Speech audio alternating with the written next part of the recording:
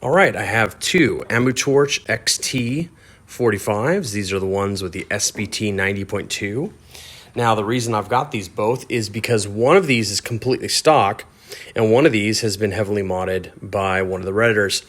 And I just thought it'd be interesting to compare side by side and see if modding these things in general is worth it. I'm going to cut to the quick and just tell you that not really, okay? In beam shots at night, and you're not going to see any of this video, I didn't really notice any difference at all. It wasn't any appreciably brighter. It wasn't any better. If I white wall hunt, which we will do during this video, you'll see there's slight little tiny differences, and they're so slight, so it's just not worth it, in my opinion, to take one of these apart and mod it. Now let's take a look at the outside first before we look at the beam shots. On the right here, this one is the stock one, and this one on the left is the modified one. Now, if you take a look, okay, you can see immediately that the one on the right here has a silver box around it. That's the lens box, and it's got a clear piece of optical glass that protects the emitter. But that's been removed on the left one. It's been said that removing that gives you a little bit more output.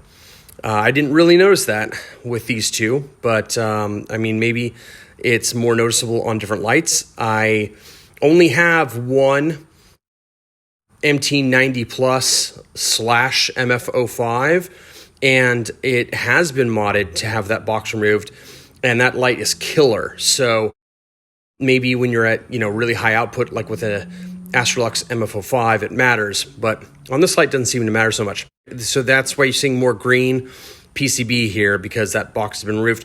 And if I turn it this way, you'll see that there is kind of some white kind of crust that goes in like a C shape right here. That is just the glue that's left over from removing that box.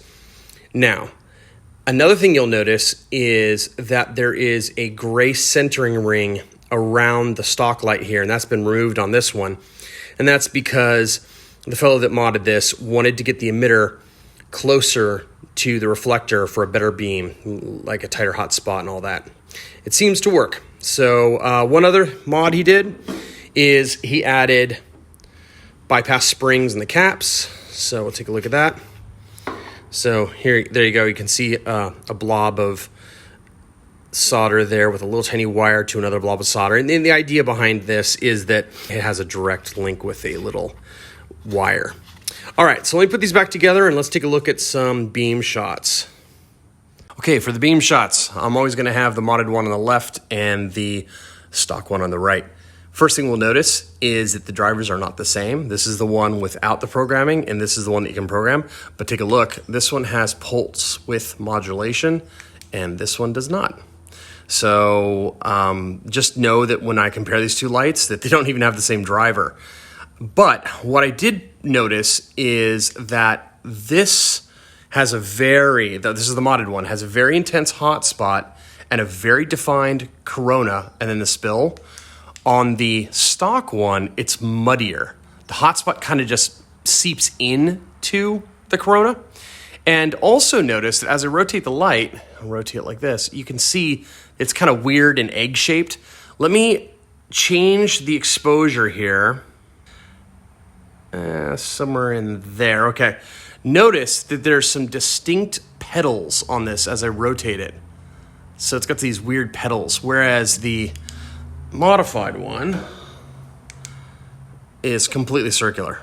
There's no problems there, okay? And another thing I noticed was that, and this is the stock one again, you can see that at the edge of the spill, let me adjust the,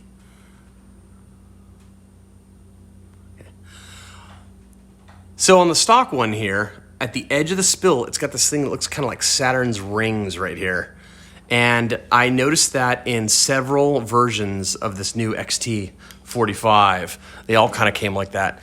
But in this modified one, notice that there's no rings right here. The spill looks really clean. But the reason I'm not showing you any shots outside is because when you hit these on turbo, they just look really similar. There's just not any difference. They're just very bright. They're about the same color temp. There's not much to speak of. So I guess the upshot of this video is that the modifications did improve the light, but not to where I would take this light apart and do it.